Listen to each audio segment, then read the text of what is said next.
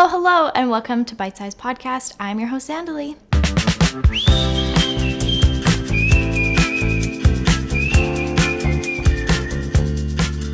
Bitesized Podcast is a holistic nutrition podcast for pregnancy, postpartum, and baby starting solids, with some sprinkles of special guests to further educate you on all of the options available to support you on this journey.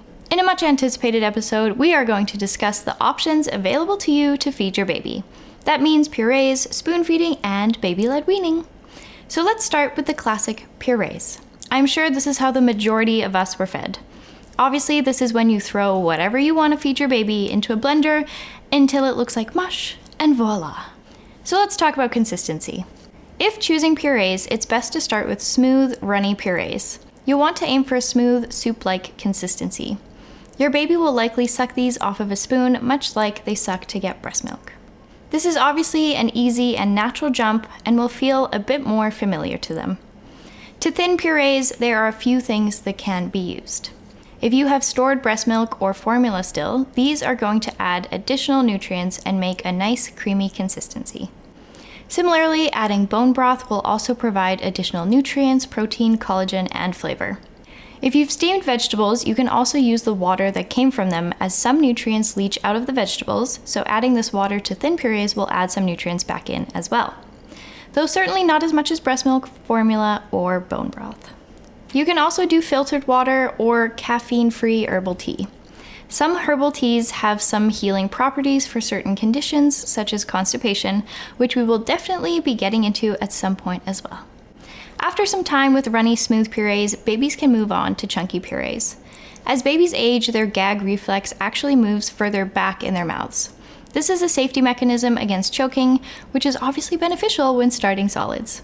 So when transitioning from smooth to chunky purees, it could potentially trigger their gag reflex. This is normal as they are still enacting the same sucking motion. So be cautious that you might see some more gagging or even vomiting if you offer chunky purees, especially if your baby has a sensitive gag reflex.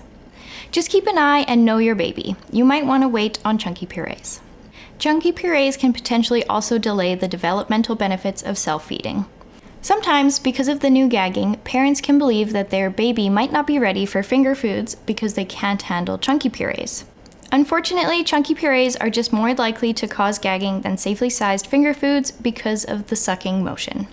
Some tips to help you in this process. When preparing purees, if you're going to puree steamed vegetables, be sure to let them cool beforehand, as sometimes they can be more watery if pureed while hot. Sweet potato, carrot, and squash puree recipes may be more watery after defrosting, so if you're going to freeze these recipes, be sure to make them slightly thicker. If you made a large batch, you can put purees into ice cube trays to make single servings. Look for a non-toxic silicone ice tray. Once they've frozen in the ice tray, you can move to a container or reusable silicone bag or glass dish. Be sure to mark the ingredients and the date you prepared them. When thawing, ideally skip the microwave, but rather allow to sit at room temperature. You can also rewarm on the stovetop and test the temperature before serving. So let's talk about baby-led weaning. In our last episode, we talked about doing a baby-led approach to feeding in general, and this method in particular is the most baby-led. Instead of pureeing food, baby-led weaning takes what you are already eating and preparing and offering it to your baby. While there are some modifications to make, this is essentially the premise. So let's go over what the benefits are of baby-led weaning. Your baby gets to experience and explore their food. This is a chance for them to familiarize themselves with all of the various textures, colors, scents, and flavors of different foods. It also helps improve manual dexterity. As we covered in the developmental signs of readiness, their pincher grasp is developing, and providing finger foods is going to be a great way for them to flex this skill. Providing finger foods for baby to choose is also going to allow them to develop their hand-eye coordination. This can also make it tempting for parents to help their baby get the food to their mouth. But you should try to resist this urge. They are developing this skill, and it's safer for your child to be in control of everything that goes in and out of their mouth. It can also be less complicated meals. What I mean by that is there is no "here comes the airplane." I've mentioned this before, but it's a lot less stressful in the beginning when you think of it as offering your baby food rather than feeding your baby. This gives them the control on what to eat and how much. Again, some days they will eat more and others less. Your job is to offer, and theirs is to choose. Giving them the control will mean it will be less of a power struggle over mealtimes. They'll be more open to trying new things and can reduce pickiness. Lastly, baby-led weaning can also increase trust. As mentioned, they can see all the shapes, textures, and scents as those individual foods, so they can begin associating those flavors with those specific foods, as opposed to mixed up in purees, which all look alike. Pureed foods always have the same texture but a different flavor. Of course, there are some potential drawbacks to baby-led weaning. Firstly, iron levels. We will be talking about essential nutrients for baby in the future, but one of them is iron.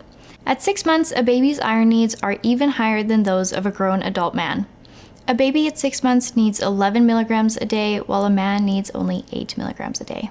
So while breast milk is still an important source for baby, it's just unlikely it will meet their iron needs, which is where complementary foods come in. Obviously, this factors into what you offer your baby, and some studies have found that those doing baby-led weaning are at a higher risk of lower iron levels because many parents don't offer their child iron-rich foods like meat for fear of choking. Now, meat is totally appropriate offered as a finger food. You just need to ensure it is the right shape, size, and texture for your child. I totally understand the fear in this, which is where I think being flexible and doing a combo or including a superfood sprinkle, hint hint, upcoming episode, is another way to help your baby meet their iron needs. I know many are also encouraged to do iron-enriched baby cereal, and I hate this, which again, we'll talk about in the future. So much to cover. Second, salt and sugar content. This is why I mentioned that there are some caveats to just baby eating what you're eating. Adult meals tend to be more seasoned, often with salt and sugar, and these are not things we want to encourage or introduce too early on. Be sure to prepare portions for your child separately with little to no salt or sugar. Next is food waste. I think this can definitely be a huge concern, especially when you are spending a lot of money on groceries.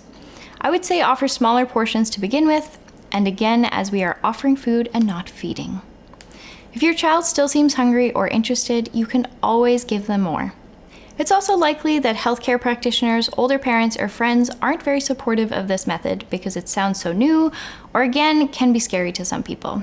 So lack of support may deter some people. As the popularity of baby-led weaning rises, coupled with the inadequate information and backing from some healthcare professionals, it is evident that there is a growing need for nutrition education to assist parents in making well-informed choices. Some healthcare providers are aware of baby-led weaning, but don't have a stronger knowledge base around it, so mothers who choose to do baby-led weaning can feel unsupported if they can't get advice from their health visits on this. A Canadian study actually noted that less than half of health professionals felt prepared to support this method. So this is certainly something to consider when choosing how to feed your baby.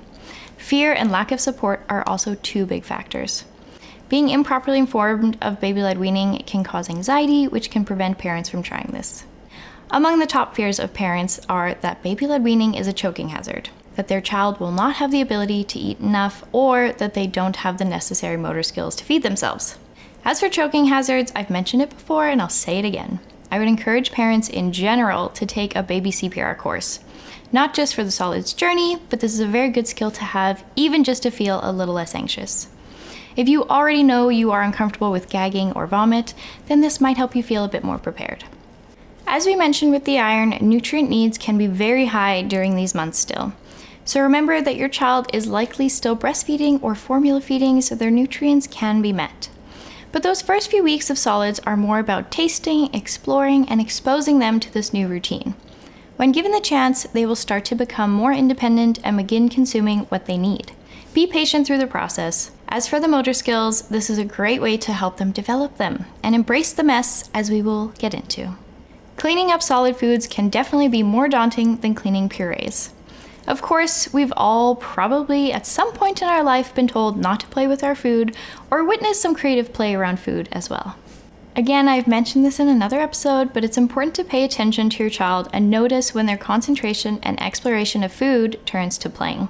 Mashing, squishing, and even spitting out food are all sensorial ways for your children to learn about the food that's being offered to them. Allowing the mess to occur and being flexible on this can encourage children to feel less reluctant about exploring new foods, textures, flavors, scents, and colors. Now finally, if you were listening to this and liked a little bit of purees and a little bit of baby-led weaning, then guess what? You can totally do both. Doing a combination feed, if that is what you're most comfortable with, is totally an option. Finger foods can definitely be offered alongside purees at any point. If you want to offer them at the same meal, I would suggest starting with the finger food before moving to the puree. This will give your child a chance to explore their food, become familiar, and build trust with you. They are also more likely to eat finger foods at the beginning of the meal rather than the end, when they might be more full. Be sure to watch for signs of fullness, which we will be discussing in just a few days, so stay tuned. Finally, it's recommended that you offer finger foods no later than 9 months. A study actually showed that exposure to different textured foods can help reduce the resistance to different textures later on. Now, I just want to jump back a little bit here, because normally I would give a little spiel on store-bought purees, which I might still do, but I want to introduce to you Tanis of local Albertan company called Boom Baby Food. Welcome, Tanis, to Bitesized Podcast. Please tell us a little bit about yourself and Boom Baby Food. I am Tanis. I'm a mom to 2 boys, and together with my husband, we own Boom Baby Food Co., which we make baby and toddler foods for moms that live currently in Alberta. Tell us how Boom Baby Food kind of started and why. Just kind of out of nowhere. It's a little bit weird to just start a baby food company, but we had our second son and I was going back to work. It was just super hard to keep going, doing work. My husband was working and trying to make food, have a 3-year-old. And yeah, it just wasn't sustainable. So my husband is very business minded and always had wanted to do another business after he got out of the other one. And so I just kept pitching him ideas and like, what if we did this? Or what if we did this? And then the one day I was just so tired of making baby food that I said, what if we made baby food? I guess to preface that, we had bought stuff from the store like most families do. But we realized really quickly how much sugar there was in those pouches. There's only a shelf-stable option, and most of them are just like bananas or applesauce, which is, yeah, pretty astounding. And actually, there is a few other ones now, but they're really gross. So then I just said, like, why don't we make baby food? And it was kind of a joke at first. And he was like, yeah, let's do it. And I was like, what? Why are you so, pumped about this? But we just kind of dove in head first. And here we are today making baby food, apparently. Yeah, I feel like that's a really big risk to take and a big step. So I think it's really incredible that you chose to do that. Yeah, it's a daunting thing. And at first we were like, why hasn't anybody else done baby food? Like you see the few brands that are on the shelf stable aisle and you're like, why is there only these people? But we now know there's like so many hurdles that you have to get over in order to be on the other side. And it makes sense why nobody does it, because it's really difficult, but worth it. Totally. So when you were researching other store-bought baby food puree brands or their contents, can you tell us a little bit about what kind of information you were coming across that surprised you or made you want to rethink what you were feeding your children, aside from the sugar? But what else were you coming up with? Yeah, I think sugar was the main one. And at that point, like, I don't know if we were like health conscious, but we weren't as health conscious as we are now, I guess. And the sugar was the biggest one, the first thing that we had noticed when Matt was looking at the back of the nutrition facts label, and he was like, wow, this is a lot of sugar in it. And I was like, oh, really? And he remembers, I think it's like the Coke display or like the pop display where it has like the sugar cubes lined up so you can see like how much sugar. And he did that for me, and then pulled out a popsicle from our freezer that we had, and it was, I think, like 1 gram more than the popsicle that we had in our freezer. And I was just like, oh my goodness, we are feeding this to our kid for a meal. So it was like, who wants any kid to eat this much sugar? So yeah, sugar was the biggest one. There wasn't any like added fats, which we found out about later once we started working with our nutritionist. Like added fats are such a huge component to being able to digest the food properly and use all the nutrients that the food offers. And proteins as well. There wasn't any proteins, and that's a really hard one to give to younger kids, but they need the protein. And the biggest thing, the overarching theme, I guess, which is kind of what we built our business on, is vegetables. Everything was fruit focused in the stores. They had like bananas or apples or pears are like the top ingredients in almost all of them. And so we were just wondering, like, why isn't there vegetables? And that's such a hard one for younger kids, especially when they're teething or like they don't have teeth yet. It's so easy to just throw some raspberries or some banana, and they love to eat that because it's sweet and it's easy and it's soft usually. But cooking vegetables, like you usually have to pre-cook carrots or like all that kind of stuff, takes just more work. And to further that, when you cook carrots, all of the nutrition, not all of it, but a lot of the nutrition will go into the water, and you're usually throwing that out. And there were so many reasons and so many components that kind of came together to kind of knit this crazy business that we have. But yeah, I think veggies was the biggest one, which we built our business on. And then it just kind of snowballed from there once we started working with our nutritionist. Amazing. So talk to us a little bit about how you made that jump from wanting to feed just your child and your children the most nutritious you probably could to wanting to help other families in the same way. Matt was really into businesses and wanted to start something that we could kind of build for our family and kind of continue on and maybe branch into other areas. For me, I love building brands, and like that's really fun for me, being a bit of a graphic designer on the side. And it was just fun to work together. The part that's come along since then is more seeing the testimonies that have come out of this on lots on Instagram, but even talking to people when we did the farmers markets is just the amount of people who I think over the past few years are now realizing a little bit more about nutrition, as much like I am, and are starting to see the comparison of what's on the shelf to now, and realizing that there isn't a better option out there.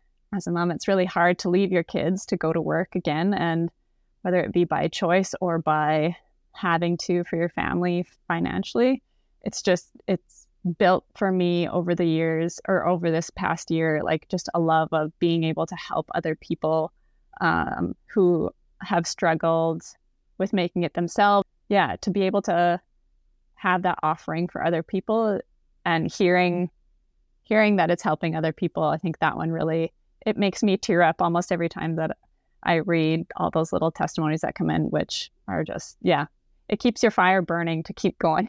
Something I love about your company is actually your branding, because I feel like when you look at a lot of the companies in the baby and children's space, it's a lot of like pastels and neutrals, and I love that we both like went for some bolder colors and are also a little bit like reminiscent of my childhood, definitely. And I think that's really important to like consider your feeding, especially when you're leaving for work.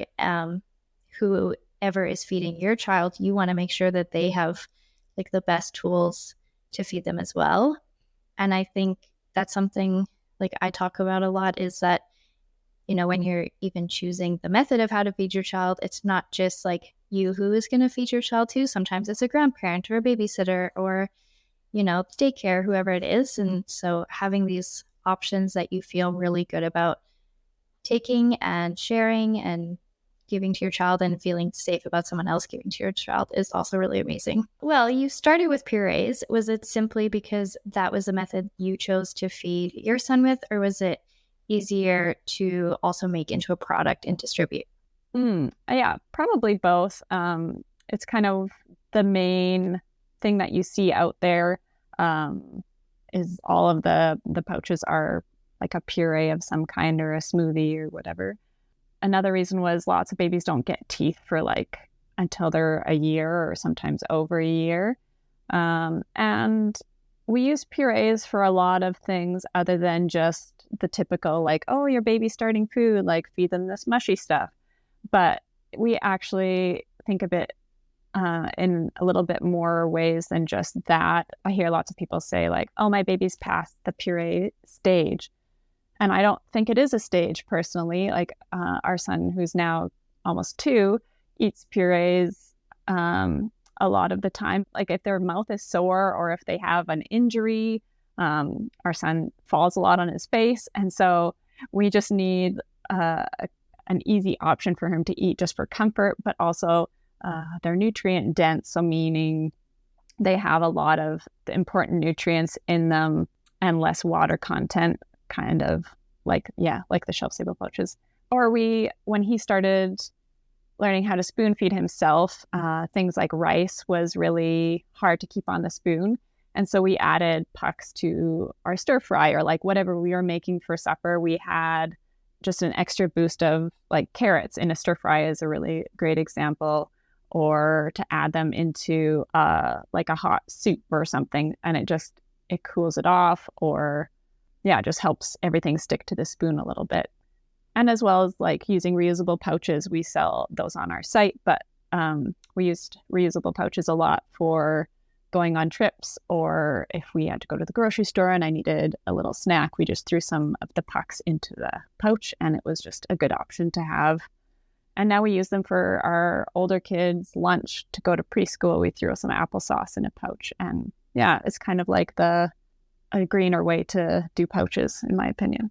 Mm-hmm. Yeah, I love that about those reusable pouches that I saw on your website. And it totally is like such a good, easy snack to have on hand and for parents to take with them or pack into lunch.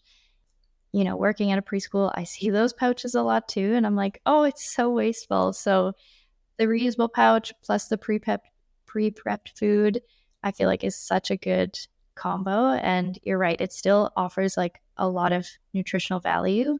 I like that you don't just consider it for a meal when there's a baby. It's like a good snack further on down the road for sure.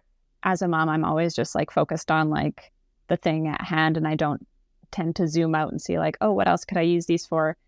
Which is why we started a blog with like ways to use the pucks, or like different methods, and just ways to use them to kind of boost their nutritional intake, I guess. So with your purees, you actually have 8 current flavors that sort of start out with very simple and few ingredients. Can you tell us a little bit about the different flavors and why some of them are a little bit more complex, and like what your intention was behind that? Yeah, I'd like to start out really simple. So we have just the sweet potato. We didn't choose to add a fat to that one. It's the only one that doesn't have an added fat. And carrots as well, but that one has the fat of avocado oil, which, I mean, most people aren't allergic to avocados. So that was kind of our choice with that one. And those carrots come from a farm near Lethbridge, and they're like the best, sweetest carrots you'll ever taste. They're so good. And so that one is, just really yummy. And then we did a root veggies one, which is just getting mostly beets and carrots, and then a little bit of apple with the fat avocado oil as well. And that one, I just really love beets growing up. And so and they grow really well here. And that's part of our pillars is sourcing local ingredients. So we chose to do, some simpler ones. The breakfast squash too, as just butternut squash with coconut milk and cinnamon. Applesauce is apples with bone broth and cinnamon. So we did like a few flavors that are just like 3 or 4 ingredients, just to kind of give another category, like you're moving up to a different stage of eating with your kid, and you just want a little bit of a different flavor. And then the more complex ones are the veggie curry, which has a lot of different spices to it and has no meat in it if you're taking the vegetarian option, or the beef borscht, which has grass-fed beef, which is really tasty. I guess the reason for all of that is we wanted to offer a variety of flavors as well, being veggie focused, but also trying to include different flavor profiles to develop their palates. We read a few studies on how important it is to do a wide variety of flavors at such a young age, even from when they first start, which I had no idea about, just another thing that I learned along the way. And so we're trying to give that an option. A lot of parents maybe don't eat veggie curry, or they don't like it themselves, but they want their kid to be exposed to that, or just having, different spices and different flavors just to kind of create a depth of palate for the kids. So that's kind of why we, did an array, and we hope to add more flavors down the road. Yeah, I want to definitely jump into the ingredients a little bit, but before we do, you also recently just launched your first finger food. So talk to us a little bit about what led you to that decision, why you launched it, and those kinds of things. Well, when we did the farmers market in Lethbridge, we had a lot of moms just kind of be like, well, again, I don't do purees, I do baby-led weaning. And we're like, okay, like, baby-led weaning, or like when they're starting to eat more solid foods, it's still, fruit's always going to be the easiest one to give them. If you're making like a sandwich for yourself for lunch or something, it's like, oh, my baby can't have a sandwich, but what can I give them that like helps their development from like hand-eye coordination and for, just texture and those kinds of things. So we started with a beef bite, it kind of looks like a poop, which is too bad, but it's basically just like an elongated meatball. And the shape of that is mostly just so that their little hands can grip it and still be able to chew on it. And I mean, lots of parents like to cut it up as well, but we kept that shape specifically for the baby-led weaning crowd, which want their babies to be able to chew and decide how much to take off and kind of learn that part of feeding themselves. So yeah, we're really excited about the finger food line, and it's been doing really well so far. And yeah, we're excited to just kind of branch out into that area. Excellent. Yes, I'm also very excited about it. And definitely as I start sharing a little bit more about starting solids with your kid, I think it's such a good option. And, a lot of people definitely sort of lean one way or the other, either all purees or all baby-led weaning. But I think being open to a combination is also really good for people, because it kind of takes the stress off from both sides for sure. So getting into your ingredients then, I know you've mentioned the grass-fed beef and the healthy fats, and I know you also include liver in some of your ingredients.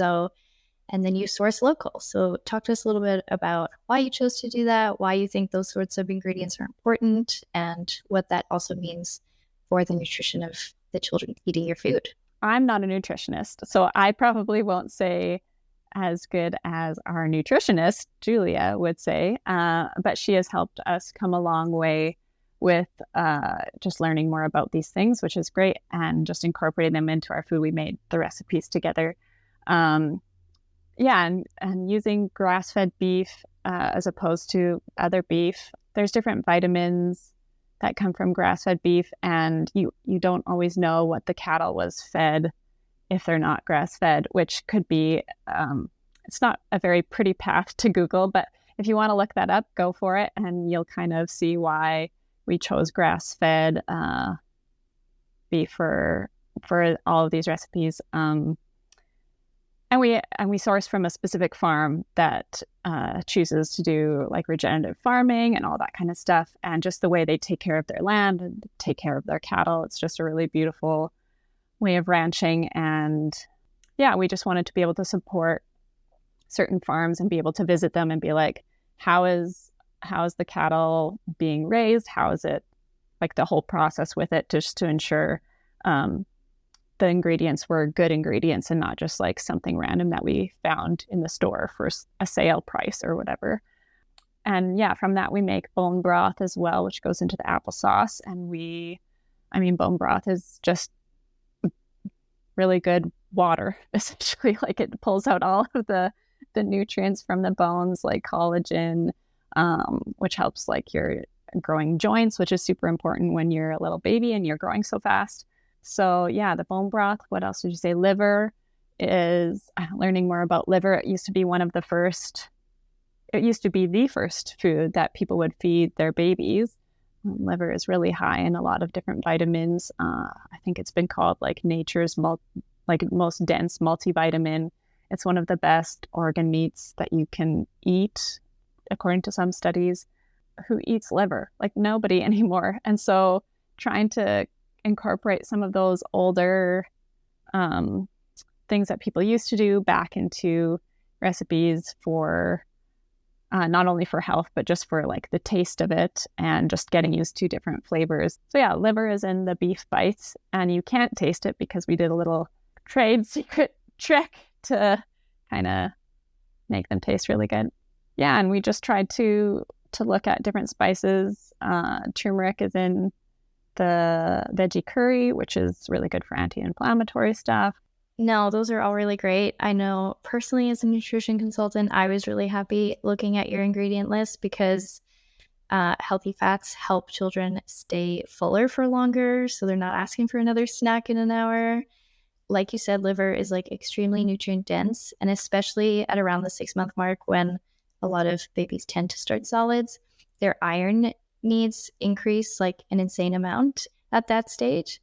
And so liver is like an incredible nutrient dense source for iron. So feeding it to your kid is amazing. And like you mentioned, the collagen and especially the more complex flavor profiles, the more you get children trying foods, the younger they are, the research has shown that they will be a less picky eater. We've seen it too in our kids. Our older son, we fed all of the sugary pouches, and at that point, I didn't really think about anything. I was kind of in a darker place, so I just didn't do anything. I just fed him pouches, and he was happy, and we went on with life. But he will prefer a sugar snack way more than our second son, who is like, he's a kid, so he still likes candy. But if you were to give him options, he usually picks a savory option over a sweet option. And so he's been our test baby. But yeah, it's really been cool to see that study actually come to life in our home. I feel like your new slogan should be "The proof is in the pouches" for your second child. That's true. That's a good one. So tell the people of Alberta where they can currently find your product. We sell through our website, boombabyfood.com. We have a free shipping over $180. Shipping frozen is really difficult, so that is why, we have a shipping fee. But if you want to buddy up with your friend and buy some together, if you don't want to pay that much, it's frozen, so it lasts a long time because it's frozen. So if you want to do like a bulk order, then that's great too. Right now we're in store located mostly around Lethbridge and area. Purple Care is in Lethbridge, and Country Creek, which is in Fort Macleod. We have a little pop-up in Nanton, I believe, and then one in Coaldale, the food market in Coaldale. And yeah, we're really looking forward to getting into more stores. We kind of had a hold up for a little bit of time. Most stores like to have a nutritional facts table on the back, and we've just had a lot of trouble receiving ours from the lab, just a lot of hurdles that way. So we are hopefully getting those this week, and then we'll be able to approach some bigger grocers. And so we hope to be, in some bigger grocers and other local health food stores in Calgary and Edmonton within the year. And then hopefully we can expand throughout Canada by the end of 2023. That's one of our bigger goals.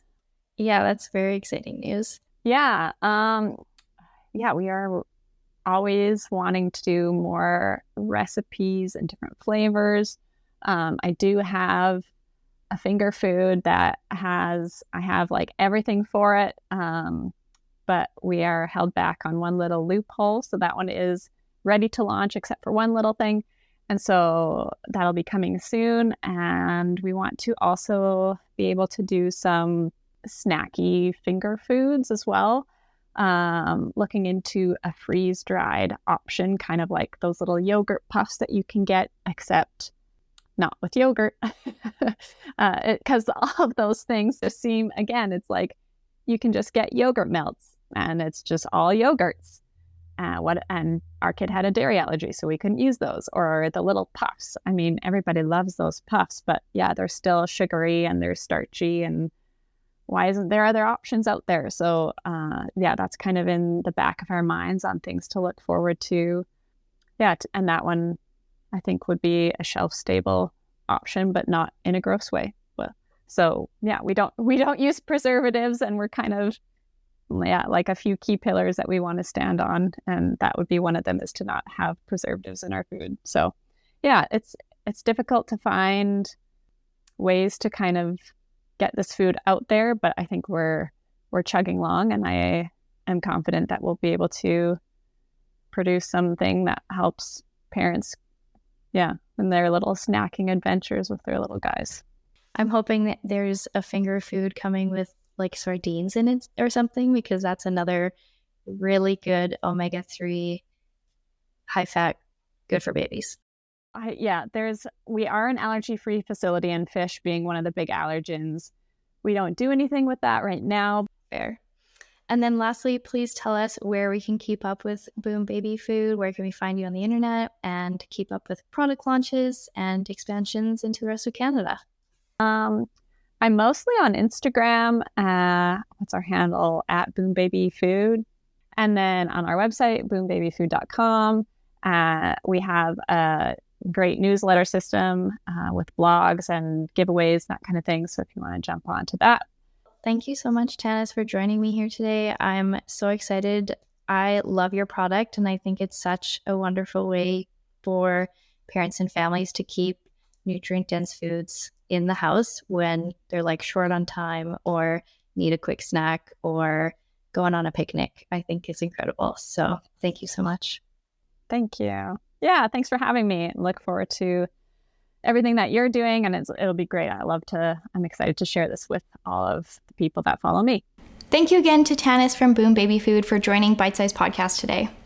I'm so excited to see a company in Alberta doing this, because store-bought purees are just not where it's at. We really want to provide children with nutrient-dense meals, and I'm so glad to see this being offered in a puree form for those families who feel purees are right for them. So let's revisit the store-bought purees quickly. I think the number one thing most parents love about store-bought jars and pouches is the convenience. They are so easy to throw into a snack bag for on the go. However, these are terrible for the environment, so much plastic waste, and like Tanis mentioned, many of them have terrible ingredients. The process of mass producing a lot of purees actually increases sugar content while decreasing the nutritional content of the ingredients. They also don't include a healthy fat or protein source a lot of the time, which, as you'll recall from my Balancing Meals episode, these are needed to help you feel full for longer and provide sufficient energy for longer.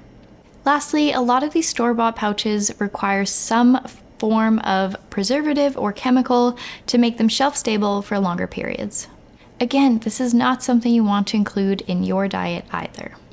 Now, I only want to add that as I have seen more companies offer purees that are getting closer to a nutrient-dense option for children, like Boom Baby Food.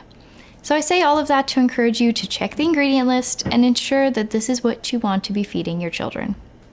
Companies like Boom Baby Food, which are supplying you with many frozen portions, are better for the environment, for your child, and your convenience. You can always throw these into a reusable pouch for the same effect. Rant over. Here is a reminder of all the discount codes I have for you. Needed vitamins for all your supplement needs, use code Bitesized for 20% off. Ovary for ovulation strips, pregnancy tests, and male fertility tests. Whether you're trying to get pregnant or avoid it, these are good for you and the environment. Bitesize 10 for 10% off. And finally, if you missed it in my Starting Solids download, be sure to check out Raising Humans Co. for all your silicone tableware needs. Use code Bitesized for 10% off by shopping at the link in the description. If you want to download my Starting Solids guide, be sure to head to the website for the freebie zone. It's bitesizedpodcast.com. You can also find all of the amazing things on our Instagram at bitesized.podcast. So thank you so much for tuning in today. I hope you are feeling that much more confident about the Starting Solids journey with your baby. Please leave us a 5-star rating and review wherever you listen to your podcasts. And in case no one has told you today, you look radishing. Bye! For any studies I mentioned in this podcast, be sure to check the description below. Although I am a certified holistic nutrition consultant, I am not your consultant. This podcast is for educational and entertainment purposes only and is not always specific to you and your needs. While I strive to provide you with the most up-to-date and accurate information about nutrition, this is not a substitute for professional advice, and you should not rely solely on the information herein.